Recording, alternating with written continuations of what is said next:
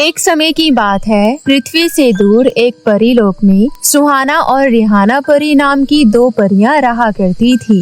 वो दोनों बहनें थी, परंतु दोनों का स्वभाव बिल्कुल अलग था। जहाँ एक और रिहाना परी बहुत ही ज्यादा लालची किस्म की परी थी, वहीं दूसरी और सुहाना परी बहुत ही खुले दिल की थी। वो हर किसी की मदद करती थी और कभी भी पैसे का लालच नहीं करती थी। ऐसी ही एक दिन रिहाना परी सुहाना परी से कहती है, सुहाना, कल रिमझिम परी का जन्मदिन है, हमें उनके जन्मदिन पर उनके महल जाना है। अरे वाह, ये तो बहुत ही अच्छी बात है। हमें उनके लिए कोई अच्छा तोहफा लेकर जाना चाहिए।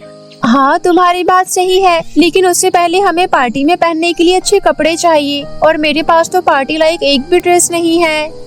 चलो ठीक है, पृथ्वी लोक चलते हैं। वहाँ हम लोग पार्टी में जाने के लिए कपड़े भी खरीद लेंगे और रिमझिम परी के लिए कुछ गिफ्ट भी ले लेंगे। इसके बाद दोनों परियां पृथ्वी लोक आ जाती है। वो दोनों परियां शॉपिंग करने जा ही रही होती है कि तभी रास्ते में उन्हें एक बुढ़िया मिल जाती है। बुढ़िया उन दोनों परियों को देखकर कहती है, अरे वाह, तुम तो परियां हो। मैंने सुना है परियां सभी लोगों की मदद करती है। कृपया करके मेरी भी मदद करो, मुझे बहुत भूख लगी है। मेरे पास खाने के लिए कुछ भी नहीं है। ठीक है अम्मा जी, ये लीजिए 10 सोने के सिक्के।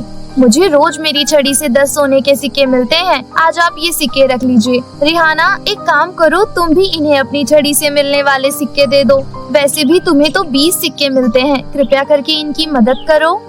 ये सब पागलों वाले काम तुम ही करो। मुझे मेरे सिक्कों से रिमझिम परी के पार्टी में जाने के लिए ड्रेस लेनी है। ड्रेस तुम बाद में भी ले सकती हो रिहाना, अभी इन्हें जरूरत है और जरूरतमंद की मदद करनी चाहिए। रिहाना परी मुंह घुमाकर दूसरी तरफ खड़ी हो जाती है। रिहाना परी को देखकर सुहाना परी बुढ़िया से कहती है, माफ करिए अम्मा जी, आज कृपया करके आप इतने ही सिक्कों से काम चला लीजिए। बुढ़िया सुहाना परी का धन्यवाद करके वहाँ से चली जाती है। फिर थोड़ी देर बाद दोनों बहनें एक शॉपिंग मॉल में आ जाती है। क्योंकि रिहाना परी के पास अपने 20 सिक्के थे, इसलिए वो बहुत अच्छी शॉपिंग करती है और अपने लिए तरह तरह की ड्रेस लेती है। परंतु सुहाना परी कुछ भी नहीं ले पाती। फिर वो दोनों परियां जैसे ही शॉपिंग मॉल से निकलकर आगे बढ़ती है तो उन्हें एक और बुढ़िया दिखाई देती है। वो बुढ़िया दोनों परियों से कहती है, अच्छा हुआ तुम दोनों परियां यहाँ आ गई। पृथ्वी के खजाने को तुम दोनों का ही इंतजार था। खजाना? कौन सा खजाना? रिहाना, हमें इनकी बातों में नहीं आना चाहिए। चलो वापस परी लोक चलते हैं। सुहाना, बात तो सुनने दो, ये क्या कह रही है? लगता है ये किसी खजाने के बारे में बात कर रही है। हाँ, पृथ्वी लोक पर सभी परियों के लिए ढेर सारा खजाना है, पर कोई भी परी इसके बारे में जानती नहीं है। तुम दोनों परियां मेरे साथ चलो, मैं तुम्हें उस खजाने तक ले चलती हूँ। रिहाना, तुम जानती हो ना पृथ्वी लोक पर परियों के लिए कितने जाल बिछे होते हैं। हमें इनकी बातों में नहीं आना चाहिए। ऐसा कुछ नहीं है सुहाना, और वैसे भी सोचो, अगर हमें ये खजाना मिल गया तो हम लोग कितने अमीर हो जाएंगे। वैसे भी हम ये 10 और 20 सिक्कों में काम चलाते हैं। अगर हमें खजाना मिल गया तो हम भी बाकी अमीर परियों की तरह ऐसे जिएंगे। अगर तुम्हें खजाना नहीं चाहिए तो ठीक है, तुम वापस परी लोक चली जाओ। मैं इस बुढ़िया के साथ जा रही हूँ।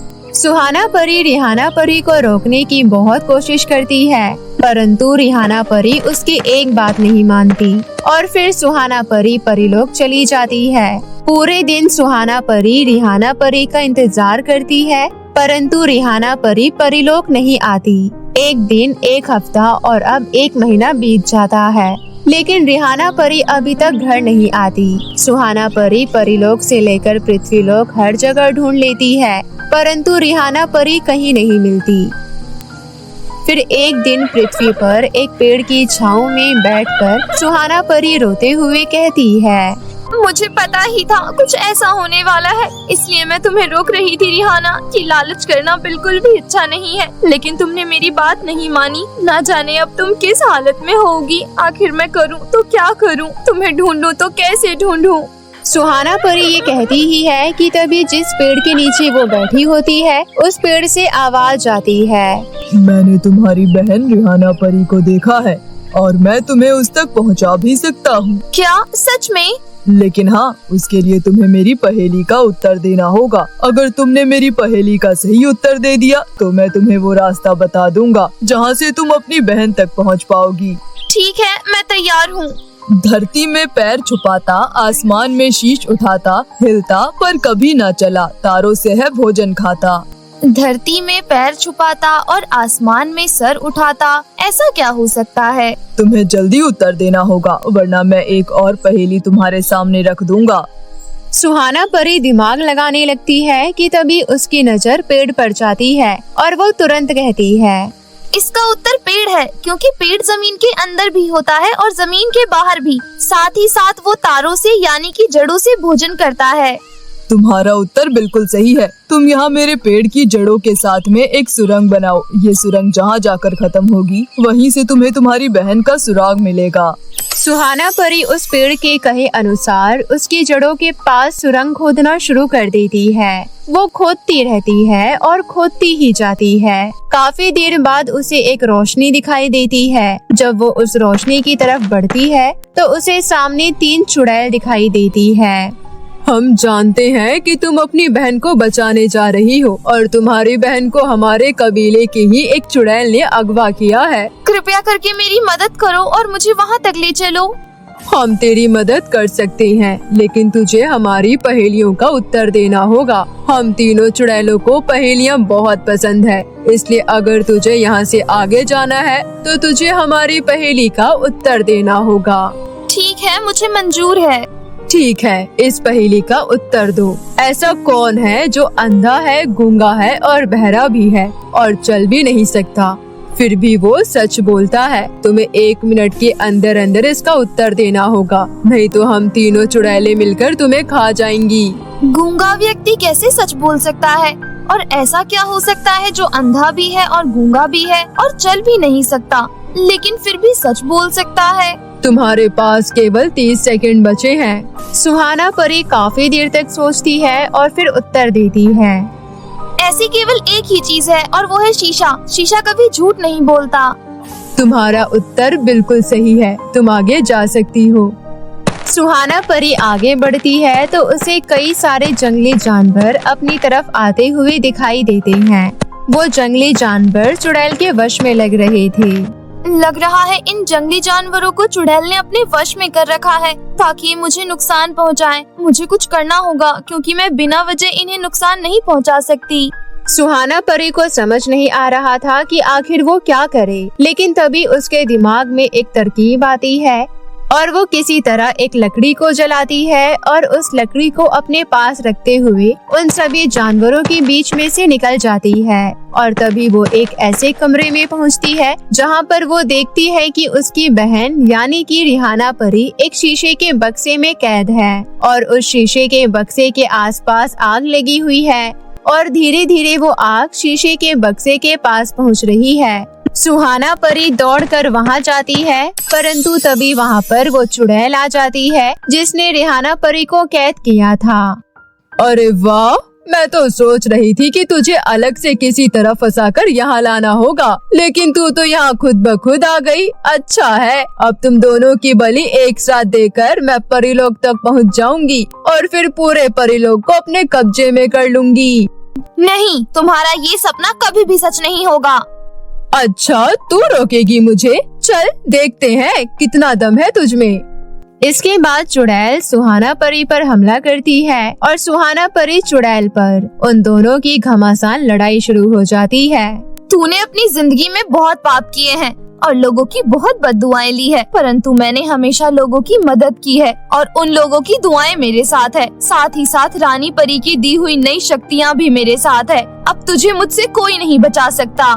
ऐसा कहकर सुहाना परी अपनी सारी शक्तियाँ एक जगह केंद्रित करती है और फिर उस शक्ति का सामना चुड़ैल भी नहीं कर पाती और वही उसका अंत हो जाता है। इसके बाद सुहाना परी भागकर रिहाना परी के पास जाती है और उस शीशे के बक्से को खोलने की कोशिश करती है, परंतु वो बक्सा नहीं खुलता। आखिर ये बक्सा खुल क्यों नहीं रहा? सुहाना, ये चुड़ैल की दुनिया पहेलियों से बनी है। जरूर ये जादुई शीशे का बक्सा भी पहेलियों से बंधा हुआ है। तेरी बहन बिल्कुल सही कह रही है। अगर तुझे अपनी बहन को यहाँ से निकालना है तो तुझे मेरी पहेली का उत्तर देना होगा। ठीक है, मैं तैयार हूँ। लेकिन एक बात ध्यान रख, तुझे मेरी पहेली का उत्तर 30 सेकंड के अंदर देना होगा, वरना ये जो आग बाहर है वो आग अंदर होगी और तेरी बहन जलकर भस्म हो जाएगी। ठीक है, तुम पहेली पूछो, मैं तैयार हूँ। मुझे पलट के देखो तो लगता हूँ नौजवान, मुझसे कोई अलग नहीं रहता, बच्चा बूढ़ा हो या जवान, उत्तर दो। पलटने पर नौजवान हो जाता है और कोई भी अलग नहीं रह पाता, ऐसा क्या हो सकता है? जल्दी करो, तुम्हारे पास समय कम है।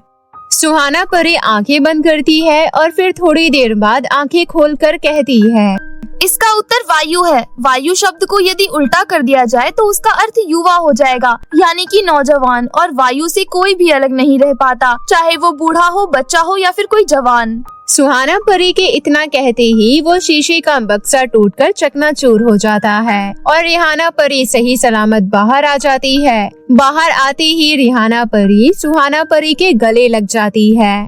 मुझे माफ कर दो सुहाना, मुझे तुम्हारी बात माननी चाहिए थी। अगर मैं तुम्हारी बात मानती तो आज ये सब नहीं होता। मुझे आज एक अच्छा सबक मिल गया है। आज के बाद मैं कभी लालच नहीं करूँगी और सभी लोगों की मदद करूँगी, बिल्कुल तुम्हारी तरह।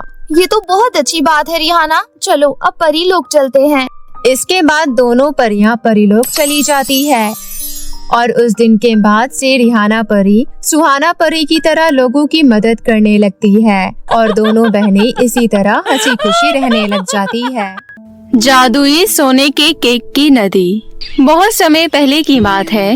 एक गांव में राधा और मधु नाम की दो लड़कियां रहती थी।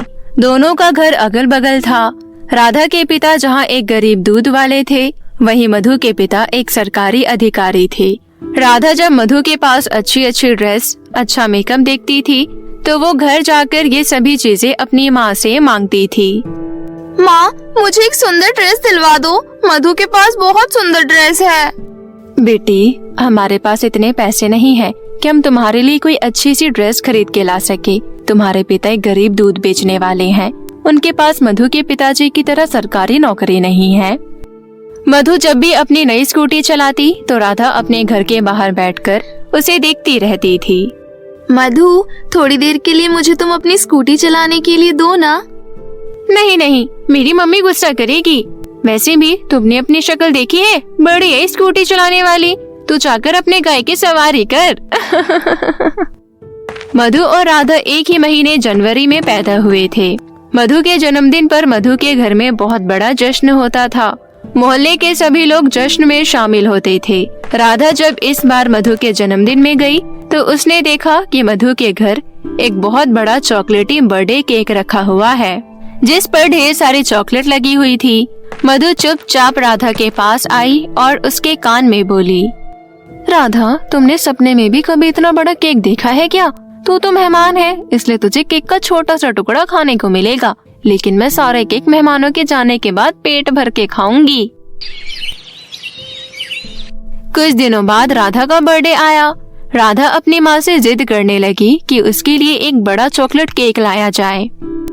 माँ, मधु के जन्मदिन पर आपने देखा था ना कि उसके लिए कितना बड़ा केक आया था।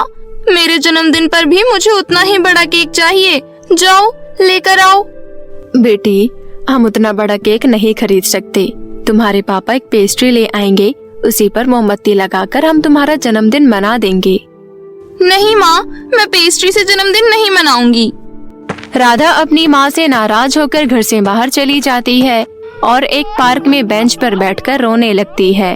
उसको रोता देख अजीब से कपड़ों में एक औरत वहाँ आई। क्या हुआ बेटी, क्यों रो रही हो तुम?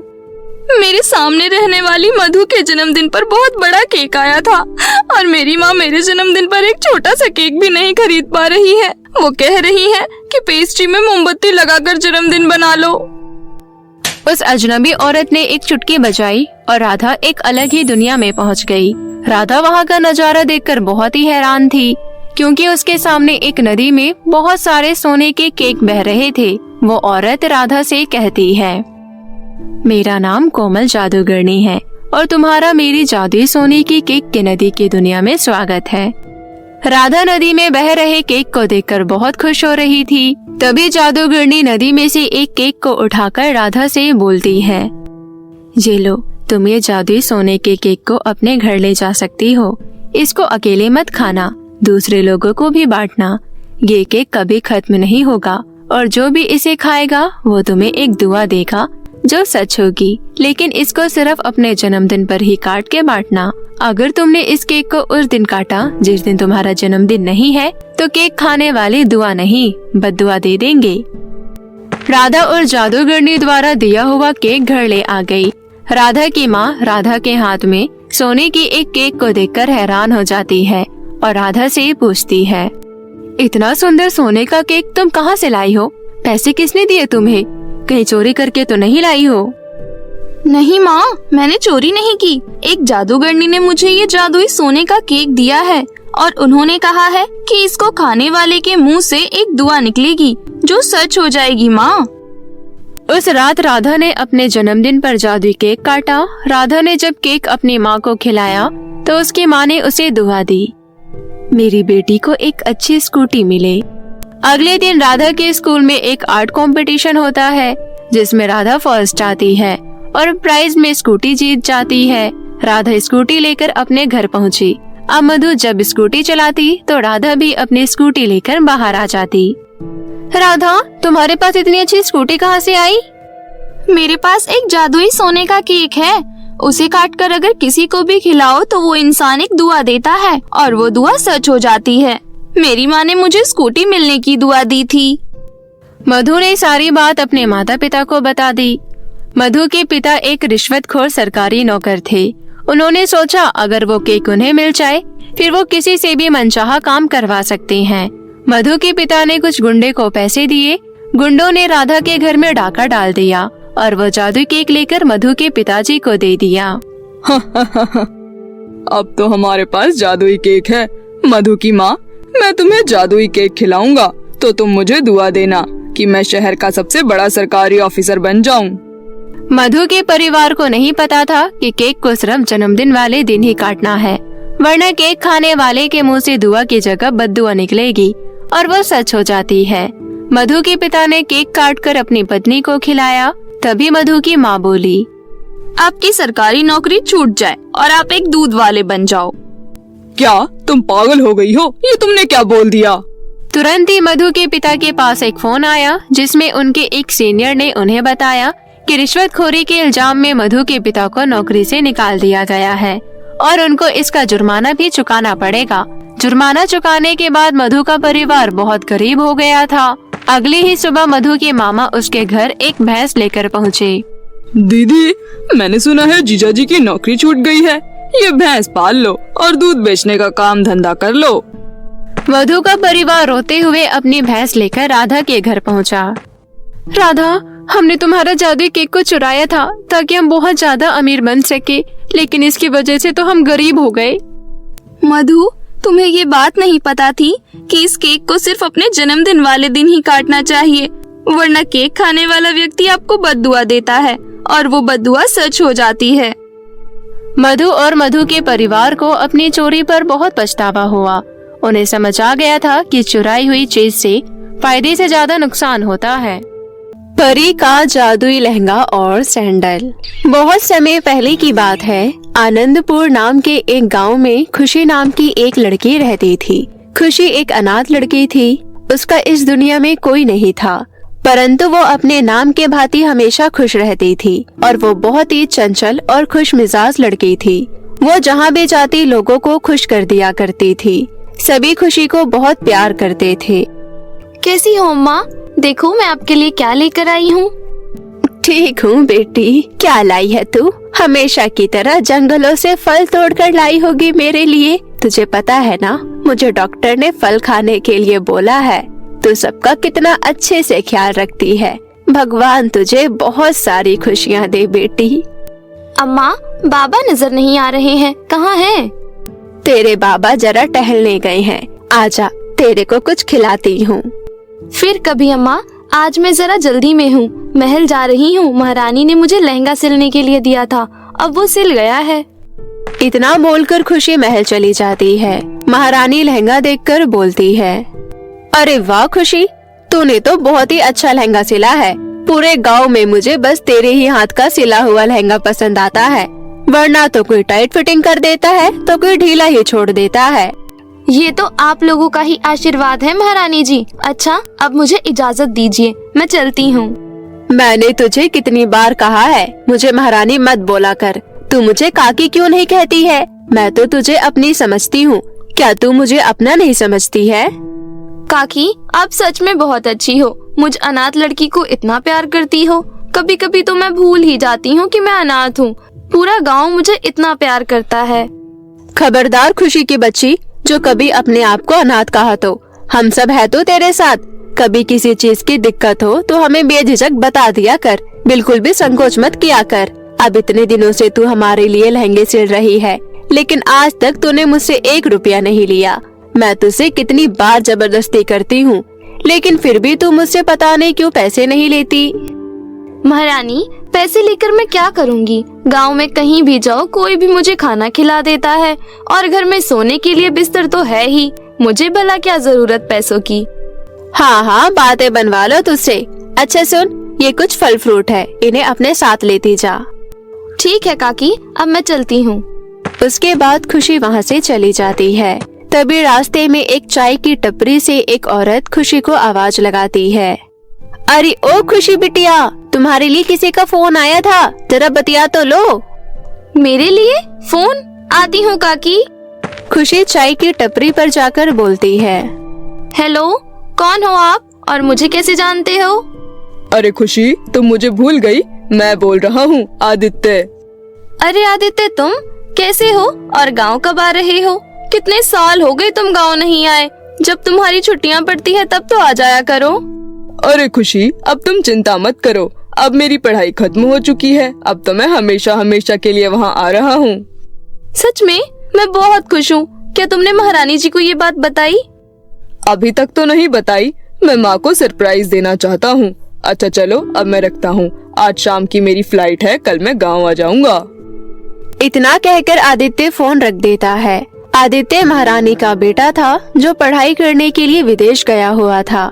आदित्य और खुशी बचपन से ही एक दूसरे से प्यार करते थे। आदित्य के गांव आने की बात सुनकर खुशी बहुत खुश हो जाती है और कहती है, काकी, आपको पता है आदित्य गांव आ रहा है।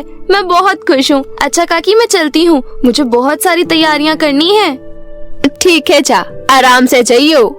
खुशी बहुत खुश होकर चली जाती है और अगले दिन होने का इंतजार करने लगती है। अगले दिन आदित्य महल पहुंच चुका था।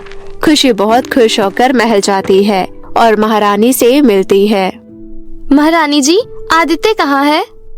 आदित्य मेरी सहेली के घर गया है। अच्छा मेरी बात सुनना, आदित्य के आने की खुशी में मैंने शानदार पार्टी रखी है, तो तू जरा तैयारियां करवा दे। उस पार्टी में मैं आदित्य और मेरी सहेली की बेटी वामिका की शादी का ऐलान करूंगी। महारानी की ये बात सुनकर खुशी के पैरों तले जमीन खिसक जाती है। सच में महारानी जी, क्या आदित्य शादी के लिए तैयार है? अरे वो मेरा बेटा है, कैसे नहीं होगा शादी के लिए तैयार। वो मेरी कोई बात नहीं टालता और इस बार भी वो मेरी बात जरूर मानेगा। ये सब सुनकर खुशी का दिल बैठ जाता है और वो बिना कुछ काम किए तबीयत खराब होने का बहाना लगाकर वापस अपने घर आ जाती है। भगवान, मेरे साथ ही हर बार ऐसा क्यों होता है? आपको तो पता है मैं आदित्य से कितना प्यार करती हूँ। अगर आज ये रिश्ता हो गया तो हम कभी एक दूसरे से नहीं मिल पाएंगे और हमारा प्यार अधूरा ही रह जाएगा। मुझे लगता है शायद आदित्य को भी वामिका पसंद है, तभी तो वो आने के बाद मुझसे मिलने की बजाय पहले वामिका के पास गया। खुशी खूब रो रही थी। रोते रोते उसको नींद आ जाती है। थोड़ी ही देर बाद कोई उसका दरवाजा खटखटाता है। वो कोई और नहीं बल्कि आदित्य था। खुशी, खुशी दरवाजा खोलो, देखो मैं तुमसे मिलने आया हूँ। अरे, ये तो आदित्य की आवाज है। उसके बाद खुशी दरवाजा खोलती है। तब आदित्य उससे कहता है, कमाल है खुशी, मुझे लगा तुम महल में मेरा इंतजार कर रही होगी। क्या तुम आज शाम की पार्टी में शामिल नहीं होगी? पार्टी शुरू होने वाली है और तुम अभी तक तैयार नहीं हुई हो। मेरी तबीयत खराब है आदित्य, इसलिए मैं आज की पार्टी में नहीं आ पाऊंगी। तुम बताओ कैसे हो? मैं ठीक हूँ, पर क्या तुम मुझे अंदर आने के लिए नहीं बोलोगी? अरे माफ करना, मैं तो भूल ही गई थी। फिर खुशी आदित्य को अंदर लेकर जाती है। फिर आदित्य कहता है, क्या बात है खुशी, कोई बात हो तो बताओ, मुझे तुम बहुत परेशान लग रही हो। तुम ऐसा क्यों दिखा रहे हो आदित्य कि तुम्हें कुछ नहीं पता? अनजान बनने की कोशिश मत करो। मैं सब जानती हूँ कि तुम वामिका से शादी करने वाले हो। फिर क्यों आए हो मेरे पास? मेरे जले पर नमक छिड़कने आए हो? तुम कैसी बातें कर रही हो खुशी, मुझे इस बारे में कुछ नहीं पता। और तुमसे किसने कहा कि मेरी शादी वामिका से होने वाली है? अच्छा, तभी मुझे माँ ने जबरदस्ती आते ही वामिका के घर भेज दिया था। हाँ आदित्य, और आज शाम को महारानी तुम्हारी और वामिका की शादी का ऐलान पूरे गांव के सामने कर देंगी। तुम दुखी मत हो खुशी, कुछ नहीं होगा। मैं तुमसे बेइंतहा प्यार करता हूँ और सिर्फ तुम्हारे लिए मैं गाँव आया हूँ। मैं तुम्ही से शादी करूँगा और ये मेरा वादा है तुमसे। आज तुम पार्टी में जरूर आना। इतना कहकर आदित्य वहाँ से चला जाता है और अपने घर जाकर अपनी माँ से इस बारे में बात करता है। जब ये बात महारानी को पता चलती है तो वो खुशी के घर आकर उसे खूब खरी खोटी सुनाती है। बहुत अच्छा चाल चली हो तुम खुशी। एक तरफ मैंने तुम्हें बेटी की तरफ प्यार दिया और तुमने मुझसे मेरा ही बेटा छीन लिया। अरे गरीब नीच लड़की, तूने मेरे भरोसे को तोड़ा है। मैं तुझे नहीं छोड़ूंगी। और एक बात कान खोलकर सुन ले, मैं तुझ जैसे लोगों के साथ हमदर्दी बेशक रख सकती हूँ, परंतु अपने घर के भोग कभी नहीं बना सकती। तेरी औकात ही क्या है जो तू हमारी बराबरी करने चली है? आपको कुछ गलत फहमी हुई है काकी। काकी नहीं, महारानी बोल मुझे। तू सिर्फ मेरी एक नौकरानी है। आजकल तो नौकर भी वफादार होते हैं, लेकिन तूने तो मेरे पीठ पीछे ही खंजर मार दिया। अगर तू अपनी भलाई चाहती है तो हमेशा हमेशा के लिए मेरे बेटे की जिंदगी से दूर चली जा, समझी तू? इतना बोलकर महारानी वहाँ से चली जाती है और इधर खुशी को उनकी बातों का बहुत बुरा लगता है। तूने वाकई बहुत गलत किया है खुशी। तुझे एक माँ को ऐसे नहीं सताना चाहिए। एक माँ को पूरा हक है कि वो अपने बेटे के बारे में सोच सकती है। तू बहुत बुरी है खुशी, तुझे जीने का कोई हक नहीं है। इतना सोचकर खुशी कुएं के पास चली जाती है और कुएं में कूदने लगती है। तभी कुएं के अंदर से एक परी निकलती है और वो खुशी से कहती है, रुक जाओ लड़की, इस तरह अपनी जान देने का तुम्हारा फैसला बिल्कुल गलत है। मनुष्य का जीवन बहुत अनमोल होता है, वो ईश्वर का दिया हुआ बहुत कीमती तोहफा होता है। तुम्हारी खुदकुशी करने की वजह क्या है, मुझे बताओ, मैं तुम्हारी समस्या हल करूंगी। उसके बाद खुशी परी को सारी बातें बताती है। आप ही बताइए परी जी, मैं क्या करूं? मैं महारानी जी का दिल दुखाकर उनके घर की बहू कभी नहीं बन सकती। मुझे उनसे प्यार चाहिए और मैं आदित्य के बिना भी नहीं जी सकती।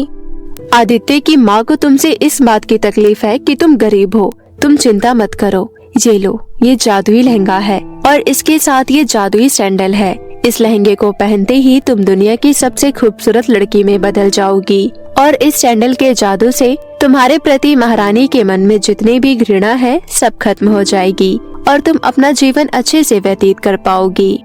खुशी उस जादुई लहंगे और सैंडल को घर आकर खुशी खुशी पहन लेती है। लहंगा पहनते ही खुशी बेहद खूबसूरत हो जाती है। उसके बाद वो सैंडल पहनकर महल में जाती है। उसे महल में देखकर महारानी गुस्से से लाल पीली होते हुए बोलती है, तुम्हें शर्म नहीं आई? मेरे इतना जलील करने के बाद भी तुम यहाँ आई हो? तभी खुशी मन ही मन जादुई सैंडल को जादू दिखाने के लिए कहती है। फिर एकदम से महारानी कहती है, अरे बेटी, तुम आ गई? चलो अच्छा हुआ तुम आ गई। मैं तुम्हें एक बात बताना चाहती हूँ। मुझे तुम्हारी और आदित्य की शादी से कोई ऐतराज नहीं है। चलो मैं सबके सामने इस बात का ऐलान करती हूँ। उसके बाद महारानी सबके सामने आदित्य और खुशी की शादी का ऐलान कर देती है। कुछ ही दिनों बाद दोनों की शादी हो जाती है। इस प्रकार परी के दिए हुए जादुई लहंगे और सैंडल की वजह से खुशी को उसकी खुशियाँ मिल जाती है और वो अपना जीवन खुशी खुशी व्यतीत करने लगती है।